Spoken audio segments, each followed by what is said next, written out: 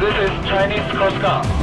On the maritime. You are inside the exclusive economic zone of the Republic of the Philippines.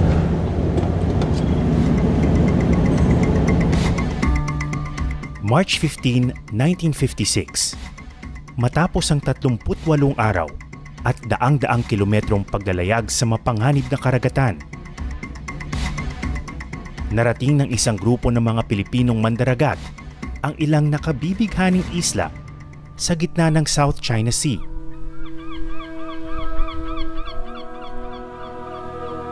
Walang nakatira sa mga pulo, kundi mga ibon. At mayaman ang pangisdaan sa paligid nito. Inangkin ng mga Pilipino ang teritoryo at idiniklara sa mundo ang isang bagong tatag na bansa, ang Freedom Land. Pero hindi nagtagal ang munting bayan at tuluyan na itong naglaho. Anong nangyari? As the core centers of Chinese Halos 7 dekada na ang nakalipas. Ngayon, lalo pang umiigting ang tensyon sa mga isla at karagatang minsang sinakop ng Freedom Land, ang West Philippine Sea at ang Spratly Islands. This is Philippine Coast Guard vessel conducting local routine maritime patrol within the Philippine Exclusive Economic Zone.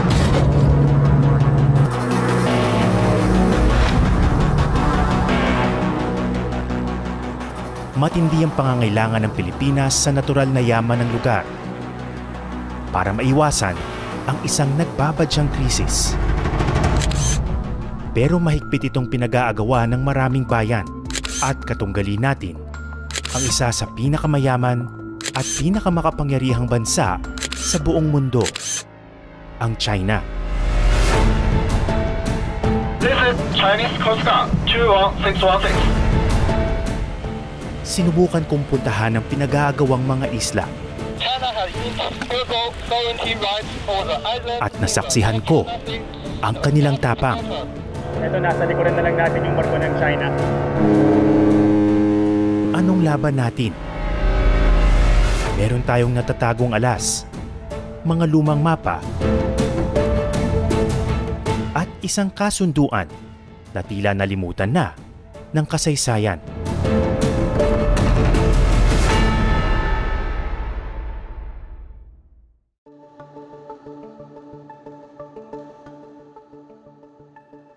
Pamilyar kayo dito. Ito ang mapa ng Pilipinas. Ano ang una niyong mapapansin? Napapaligiran tayo ng tubig at dahil dyan, nahihiwalay tayo sa ibang mga bansa ng karagatan. Parang tingin tuloy natin ang layo natin sa kanila. Pero, iba ang sitwasyon sa lugar na ito.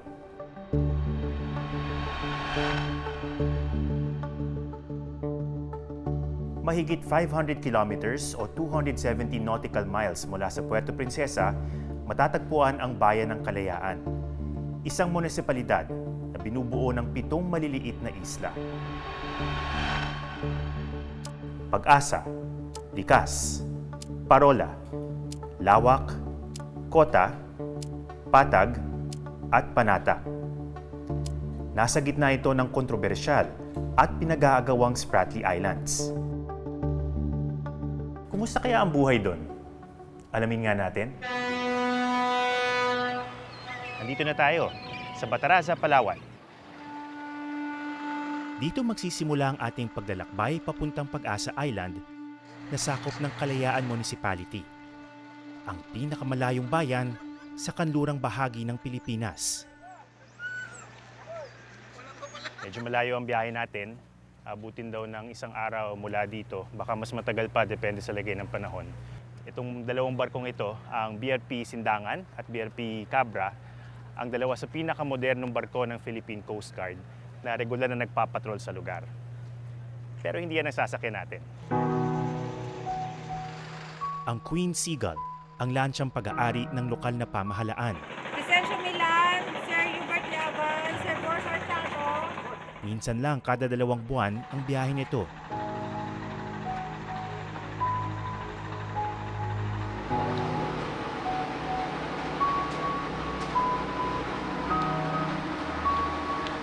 gaanong komportable.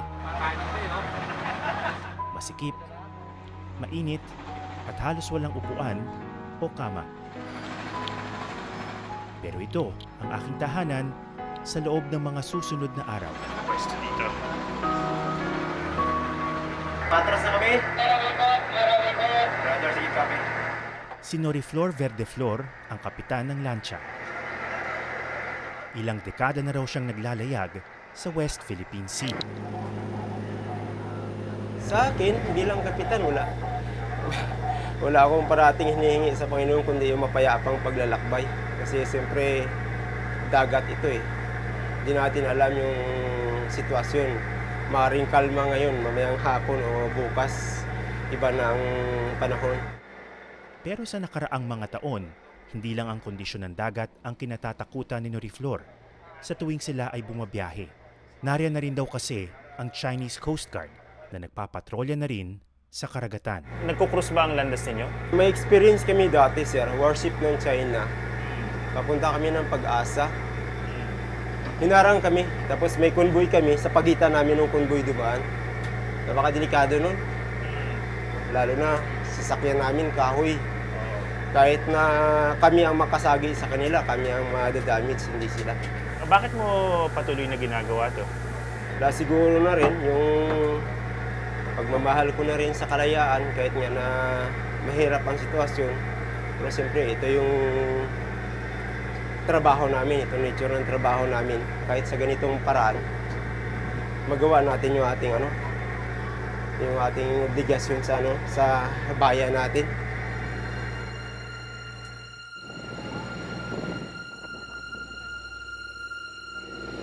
Kung delikado bumiyahe sa umaga,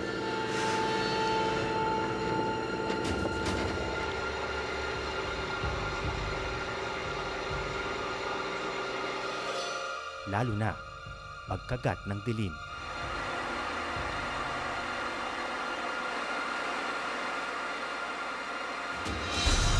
So bandang 7:30 na, kulang-kulang 12 hours na tayong bumabiyahe. At dito sa radar, or rather doon sa GPS ng barko, alam natin na dito sa ating right side, dinadaanan na natin yung Sabina Shoal kung saan alam nating merong presence ng mga Chinese militia vessels. Medyo makikita mo yung ilaw nila sa distance pero wala kasing equipment itong lancha to be sure kung sino talaga yon. But of course, it does make you feel a little bit insecure kasi nasa gitna tayo ng karagatan, gawa sa kahoy itong barko natin. Kung may mangyaring insidente dito, wala tayong kalaban-laban.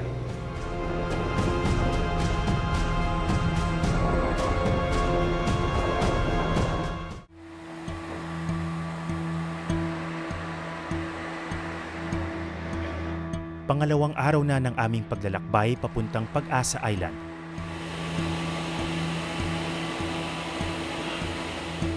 Hindi man masyadong nakapahinga, maswerte pa rin kami dahil maganda ang lagay ng panahon.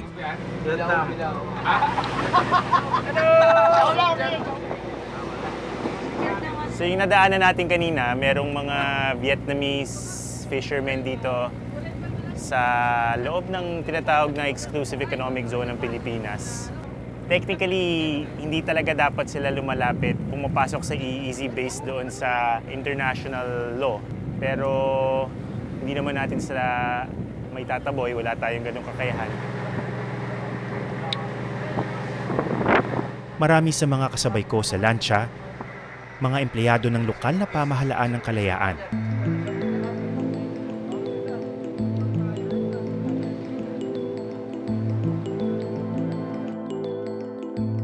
Nakakainip ang biyahe at nakakapagod ang paghihintay.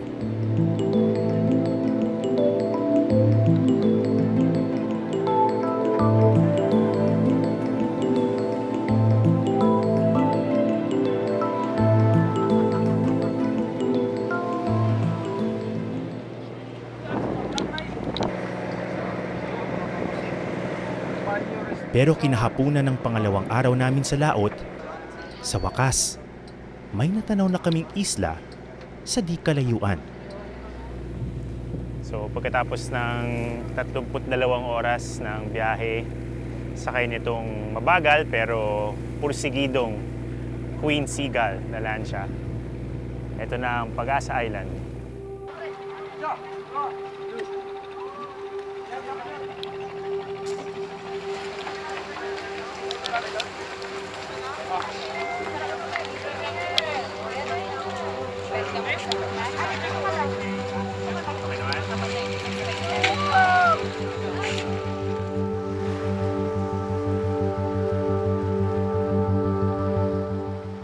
Nakamamangha ang ganda ng Pag-asa.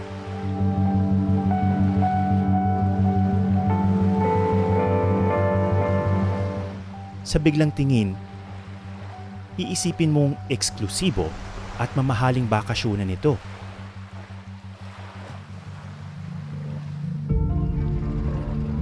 Pero isang tanawin ang agad babasag sa ilusyon. So ito yung westernmost point ng Pag-asa Island. At mula sa kinatatayuan ko ngayon, nakikita ko na yung vessel ng Chinese Coast Guard. At para sa isang bisita dito sa Pag-asa Island, medyo kakaiba yung feeling. Sabi ko nga, medyo unsettling, no?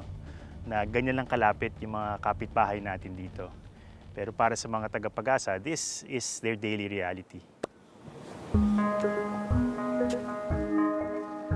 Pero bakit nga ba pinagagawa ng iba't ibang bansa ang mga isla, bato, pulong buhangin at bahurang bumubuo sa Spratlys? Ang lugar na ito ay nasa gitna ng South China Sea, isa sa pinakamahalagang international waterway sa mundo. Dumadaan dito ang nasa $5.3 trillion ng shipborne goods taon-taon. Mahalaga siya sa ekonomiya di lamang ng Asia, kundi ng mga bansa at rehiyon gaya ng Amerika at Europa. Natural, kung sino ang may hawak ng kontrol sa lugar na ito, may malaking kapangyarihan.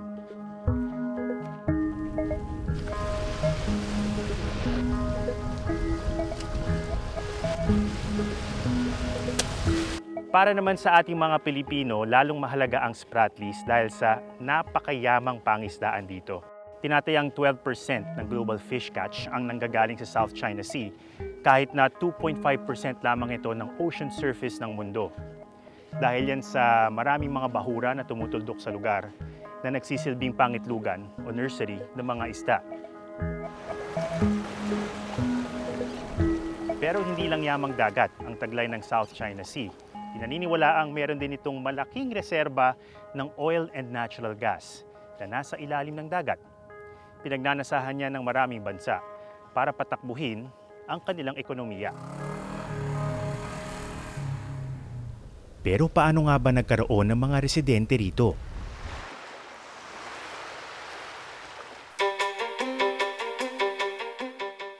Balikan natin ang Freedom Land, ang micronation na itinatag ng Filipino explorers noong 1956. Ang abogado at negosyanteng si Tomas Cloma na tubong Panglao Bohol ang nanguna sa makasaysayang ekspedisyon.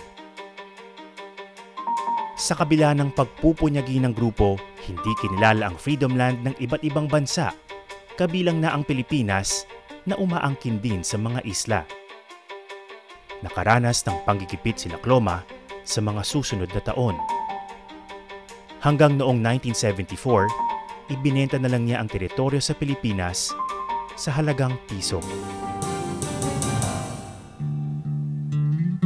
Para lalo pang palakasin ng territorial claim ng Pilipinas sa mga isla, itinatag ng Administrasyong Marcos ang Munisipalidad ng Kalayaan noong 1978. Unti-unting lumaki ang komunidad sa Pag-asa Island, ang tanging isla sa Kalayaan Group na may sibilyan na populasyon. Ngayon, nasa mahigit 200 na ang nakatira sa isla.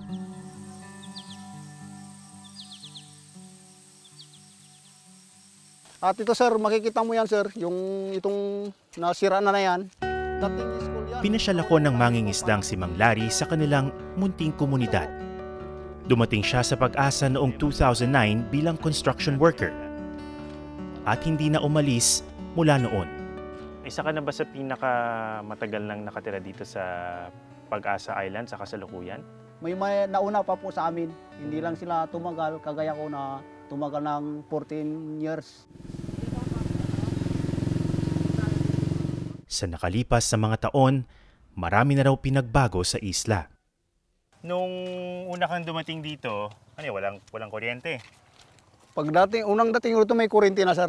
Pero yung ano ganito, lang, genset. portable lang na genset. Yun na. Ngayon, okay na kayo ngayon.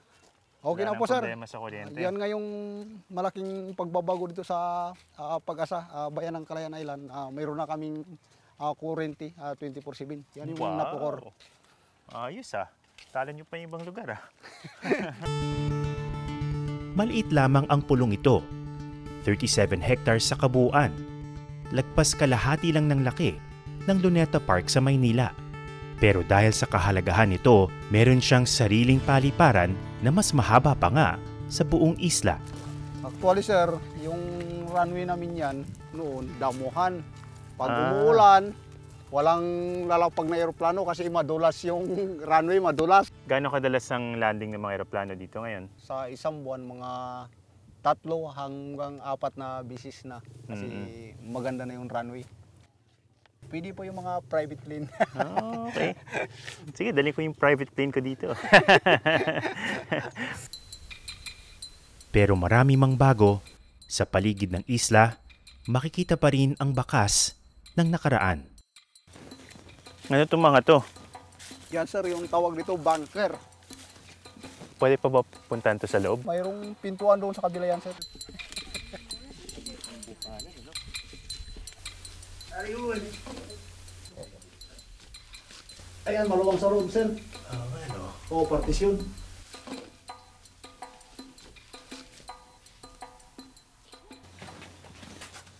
Yun. Kapal ng simento, no? Safe na safe ka dito. Oo, 1 metro siguro ito, sir, yung kapal nito. Bilang.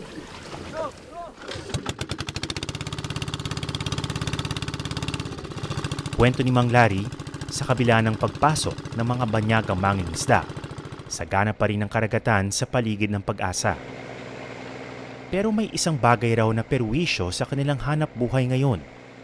Actually po, hindi na po kami makalapit ngayon sa kung saan doon yung mga bakuran namin, pinupuntahan namin dati. Nandoon yung mga barko ng Chinese.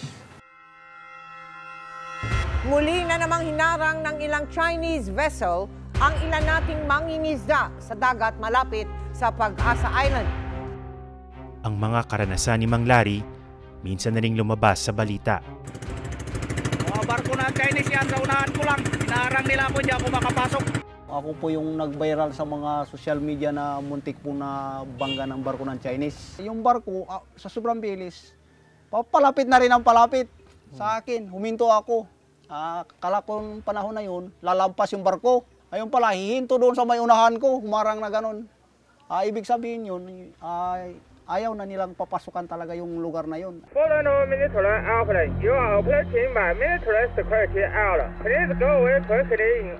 Ilang beses na ring napabalita ang pananakot at panggigipit ng mga barko ng China, di lamang dito sa Pag-asa Island, kundi sa iba't ibang bahagi ng West Philippine Sea. May pagkakataong halos banggain siya. Ang gusto lang sana niya makapasok sa loob ng Bao de Masinloc para makapangisda. At tila lumalala pa ang sitwasyon sa nakaraang mga buwan. Nabidyohan ko po, nabidyohan ko. Your vessel has entered the sea area of the Republic of China. Require you order your course to leave this sea area. Over. Sa nakaraang mga taon, paulit-ulit ang bangayan ng Pilipinas at China sa pinag-aagawang teritoryo. You don't live here. We will take the postman and the You need not warn us. You need not warn us. Pero bakit nga ba sila nandito? Kung mahigit 1,000 kilometro ang layo ng mainland China mula sa Spratlys. You must stop your activity and leave this sea area immediately. Please review your chart. Nakaangkla ang kanilang argumento sa tinatawag nilang 9-dash line. Ito yun, no? Ginuhitan nila ang malaking bahagi ng South China Sea at sinabing sila ang may karapatan at soberanya sa lugar na ito dahil matagal na raw nilang nadiskubre ang bahaging ito ng karagatan. Kasama sa inangkin ng China ang buong Spratly Islands at ang Bajo de Masinloc o Scarborough Shoal na nasa 230 kilometers o 124 nautical miles lang mula sa Zambales. Ito ba? Ang laki! Sa nakaraang mga dekada, dumami ang mga Navy, Coast Guard at militia vessel ng China sa buong South China Sea. Inangkin din nila ang ilang bahura at shoal at tinambakan ng mga ito para maging artificial islands. Ang Zamora o Subi Reef, 27 kilometers lang ang layo sa Pag-asa Island. Samantalang ang Panganiban o Mischief Reef na isa ng naval at airbase ng China, 233 kilometers lang ang layo mula sa Palawan. Maraming bansa ang tumutol sa 9-dash line ng China. Kinwestiyon ito ng Pilipinas sa Permanent Court of Arbitration. At noong 2016, malaking tagumpay ang ating nakuha. The Philippines welcomes the issuance today of the award by the Arbitral Tribunal. Sinabi ng Arbitral Tribunal na walang basihan ang 9-dash line ng China. Ibig sabihin nito, Pilipinas ang may karapatan sa tinatawag na Exclusive Economic Zone o EEZ ng bansa o yung buong karagatan na may layong 370 kilometers o 200 nautical miles mula sa ating mga pampang. Pero hindi tinanggap ng China ang desisyon ng Arbitral Tribunal.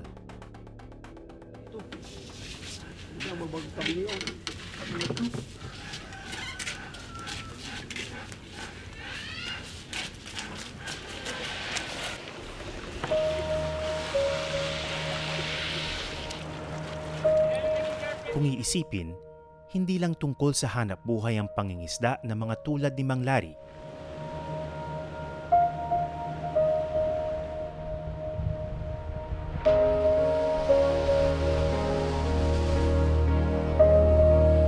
Paraan din ito para ipaglaban ang ating karapatan.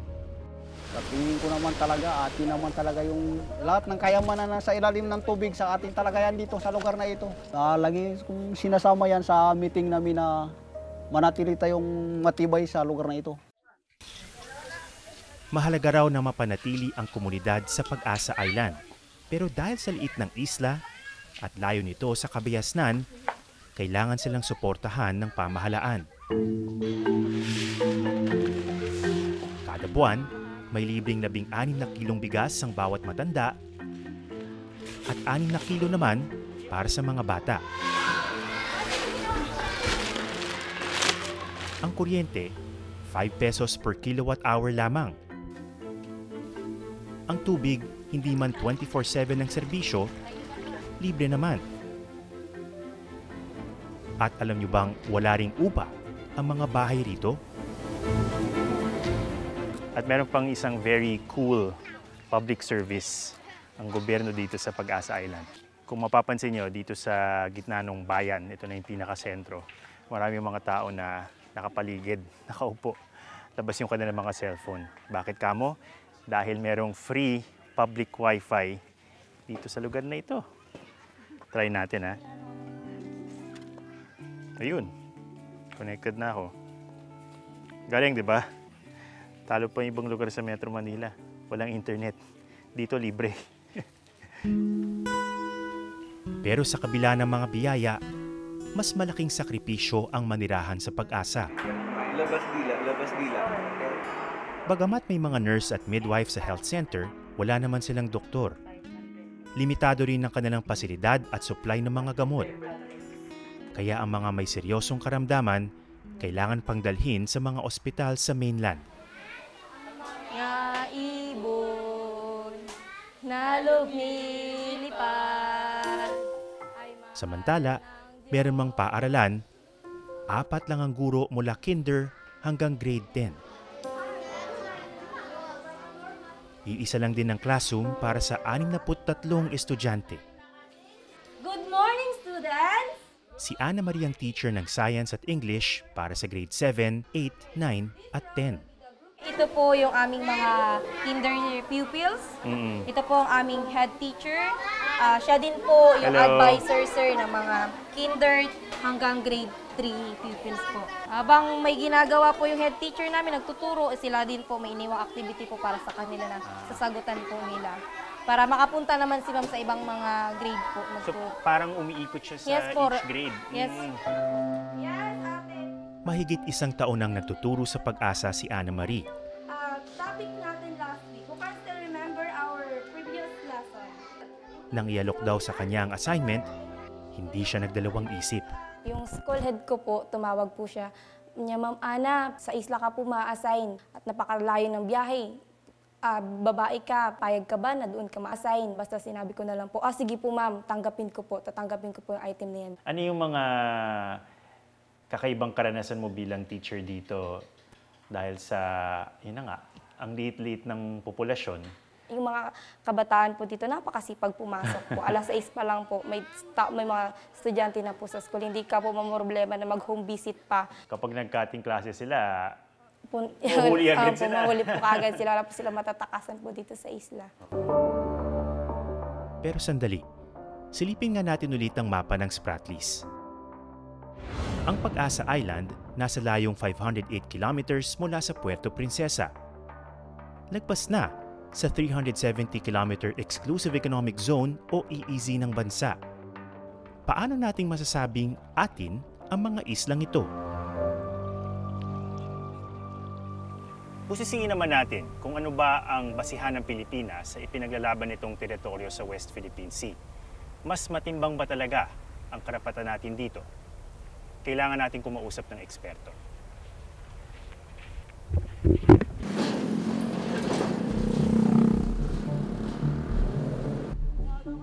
Sa Maynila, nakipagkita ako kay former Associate Justice Antonio Carpio. Isa siya sa mga nagpanalo ng kasong inihain ng Pilipinas laban sa China noon. At base sa kanyang pag-aaral, mahigpit ang kanyang paniniwala na atin din ang Spratly Islands. We have the strongest claim, pinakamalakas yung claim natin, but we have failed to articulate it properly. Matatagpuan sa gitna ng South China Sea ang Spratly Islands. Ipinangalan nito kay Richard Spratly, isang British captain na nadaanan ng mga isla noong 1843. Ang mga luma at opisyal na mapa ng Pilipinas ang mga resibo natin na magpapatunay na bahagi na ng ating teritoryo ang Spratlys noon pa man.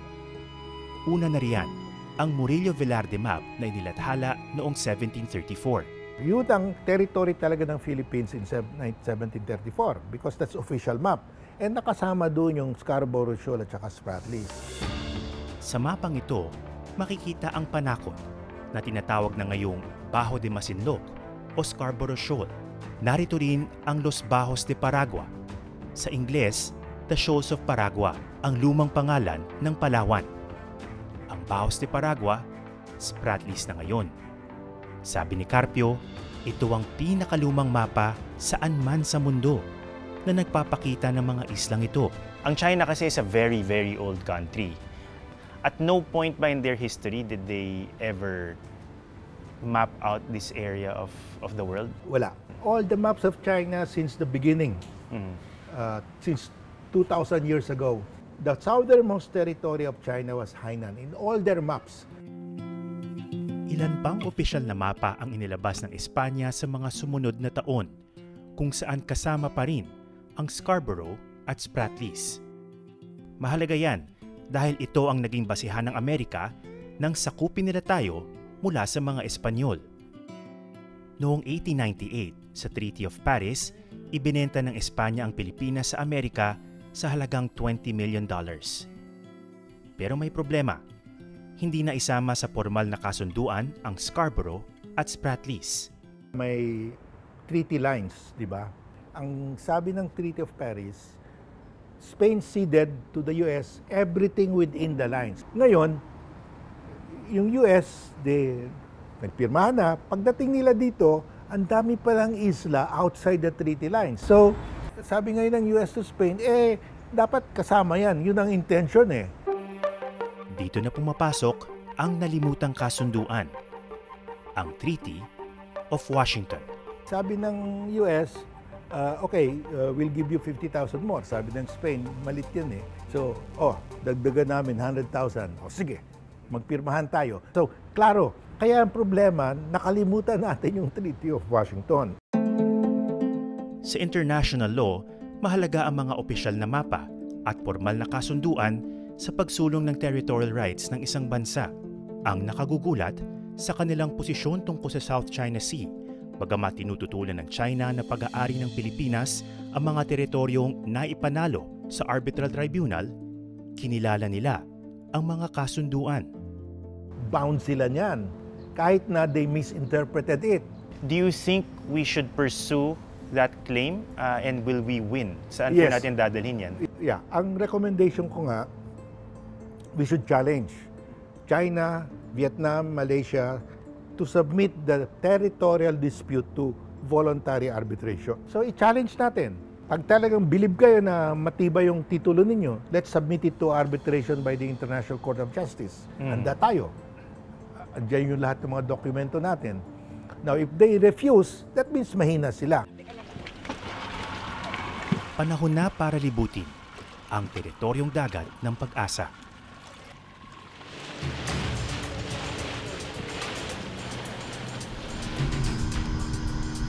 Nagpa siya ang grupo na puntahan ng Sandy Cay 1, isang pulong buhangin na may lapit lang na 3.8 kilometers mula sa Pag-asa Island.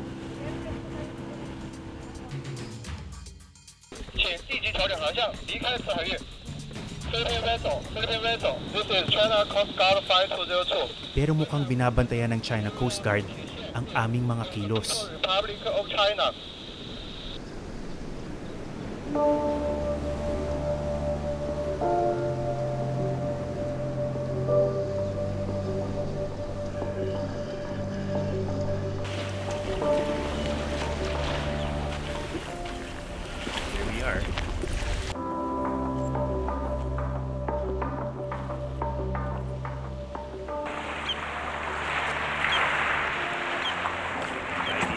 Plastiko. Ito ay basura from, I think from Vietnam. Bottled drinking water. Dali na rin natin para malinisan naman ng konti.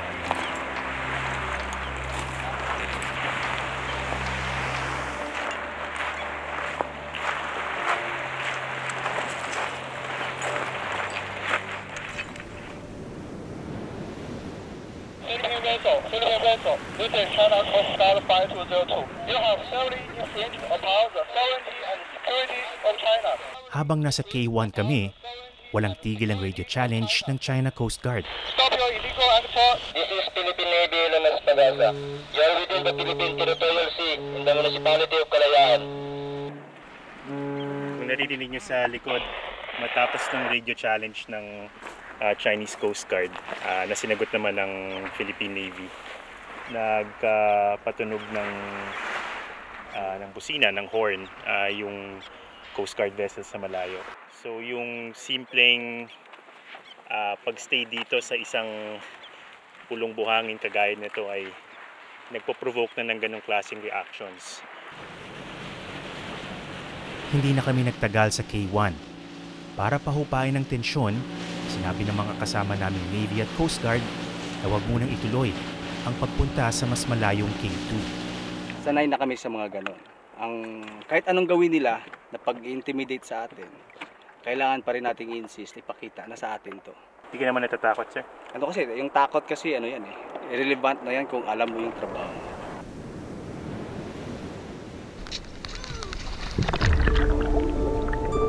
Bago bumalik ng isla, humingi ako ng ilan pang sandali sa bahura.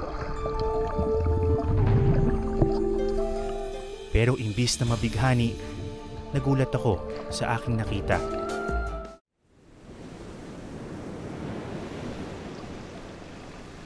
Naisipan kong sumisid sa mga bahura sa paligid ng Pag-asa Island. Nadismaya ako sa aking nakita. Patay ang karamihan sa mga corals at konti na lang din ang mga isda.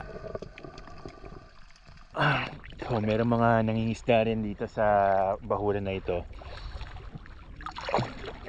Kumustahin lang natin. Yun, ba, dami na rin ah. Dami na. So kahit na nasira na yung ibang bahura, marami pa rin huli. Meron pa rin sir. Dadaingin lang to sir. Meron pa rin. Natitira sa tira-tira ng mga Vietnamese. Marami ba sila dito? Meron sir. Minsan dito nag-compressor sila paggabi. Minsan saya to yung dilamita. Nakakalungkot naman. Patay na mga corals natin dito. Ang kalusugan ng marine ecosystem sa Kalayaan Island Group ang isa sa mga inaaral ng ilang scientist na dumayo sa lugar. Pang ilang bisita niyo na po ito sa Pag-asa? Mga 8 times na siguro since 1994. Ang laking changes na siguro. Malaking changes, When we last surveyed Pag-asa in 2000 and then next na sinurvey namin 2017, ang laking bagsak ng coral cover. Ang laking bagsak. And hindi natin alam kung anong cause kasi ang laki ng gap eh. Mahalaga ang regular fieldwork para sa marine scientists, lalo na dito sa Spratlys, na isa sa pinakamayamang pangisdaan sa ating bansa. Pero hindi madali ang pagsasaliksik sa lugar na ito. Ano po ang impact sa inyo bilang mga scientists ng ongoing geopolitical situation dito sa Spratlys? Minsan mahirap ma-access yung areas na gusto mong puntahan. Limited yung pwede mong gawin. Mahirap makipag-collaborate sa ibang scientists from other countries. Pero I think it's worth it. The government is spending a lot trying to protect the area. But I think we should also invest in trying to know what it is that we are protecting. May isa pang yaman ng South China Sea na pinagdanasahan ng maraming bansa. At matinding krisis daw ang mararanasan ng Pilipinas kung hindi natin ito mapapakinabangan sa lalong madaling panahon. Inalakay po sa Senado ang pinangangambahang pagkaubos ng natural gas sa Malampaya na ginagamit sa paggawa ng kuryente. Tinatayang sa loob ng 1 hanggang 4 na taon, mauubos na ang natural gas sa Malampaya na nagsusupply ng 35 to 40% ng kuryente sa Luzon. Pag walang replacement, ang meaning niyan, 12 to 14 hours of brownout every day sa Luzon. Talagang mawawasak yung ekonomiya natin. Dito napapasok ang West Philippine Sea, partikular ng Reed Bank o Recto Bank. Pinaniniwalaan kasing may malaki itong supply ng natural gas. 3 beses na mas malaki kumpara sa Malampaya. Ano po ang inyong pag-estima sa nagiging strategy ng current administration when it comes to the West Philippine Sea and even our claim in the Spratlys? Well, I was pleasantly surprised, no, na kasi during the campaign, sabi ni Bongbong when he was campaigning na talo na tayo eh. Hindi tayo manalo against China eh. When he assumed office, talagang made a 180-degree turnaround, no? So, for me, he's saying the right thing. Everything that he has said so far is tama. But ang acid test, makukuha ba natin yung gas sa Reed Bank? Bakit ang Malaysia ginawa nila, yung Indonesia nagawa nila, hindi sila takot. Kasi kanila naman talaga eh. Pero paano ba igigiit ng Pilipinas ang karapatan nito laban sa dambuhala at makapangyarihang bansa gaya ng China? Well, kaya importante yung international law. Kasi international law levels the playing field. Malaking bansa ka man or maliit ka man, may karapatan ka. Hindi mo pwedeng tapatan yung People's Republic of China Navy, which is now the largest navy in the world in terms of number. Larger than the United States Navy. But ang solusyon naman natin dyan is leveraging our alliances with partners, allies, and friends. They're also an important trading partner. Yes, yes. They're also an important neighbor dito sa Asia. Yes. How do you strike that balance? Kasi sometimes nagiging mahirap kahit na sa public perception. Parang ano ba ang China? Kaibigan ba ito o kaaway? I think we should follow the example of other countries na may dispute din with China. No? To a certain extent, they were able to strike a balance. Kumbaga, they were able to dichotomize between the political and the economic. Of course, meron ding opinion na why not just embrace China altogether? And maybe magkakaroon yun ng malaking benefit sa atin economically. kumbaga futile ang banggain ang China dito sa rehiyon na ito? I think, Atom, we've tried that during the last administration. That was 6 years. We've tried that position. Pero kung susumahin mo yung cost-benefit analysis, what we gained and what we lost, it did not redound much to the benefit of the country. Hugay kamay! No!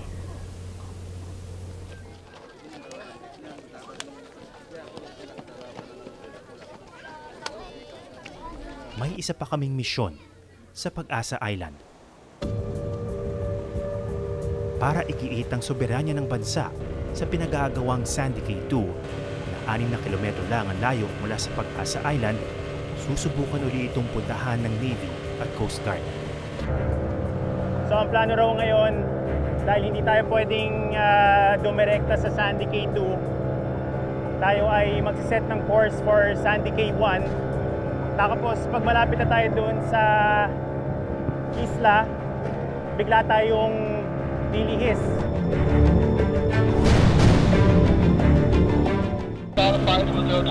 China has illegal sovereignty rights over the island in the South China Sea. So nag-start na mag-radio challenge ang China Coast Guard, which is something that we expect. Mula rito, dire-diretso na lang daw ang takbo hanggang sa makaabot na tayo sa Sandy Cay 2. Ito, nasa likuran na lang natin yung barko ng China. Kusina. In accordance with international and Philippine national law, you are within the Philippine Territorial Sea.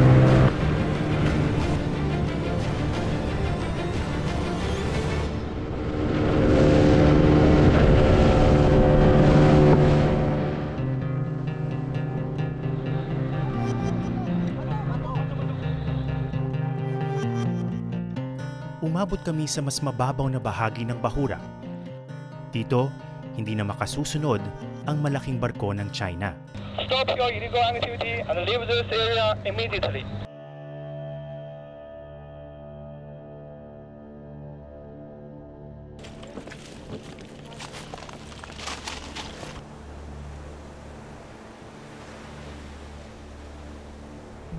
Ganito ang sitwasyon sa mga isla ng Kalayaan.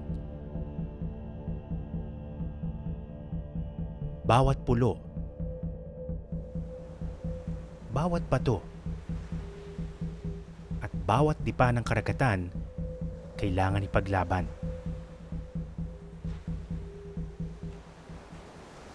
Sa patuloy na pag-iit ng Pilipinas sa kanyang karapatan at soberanya sa rehiyong ito, mahalaga ang papel ng mga nasa unahan ng laban.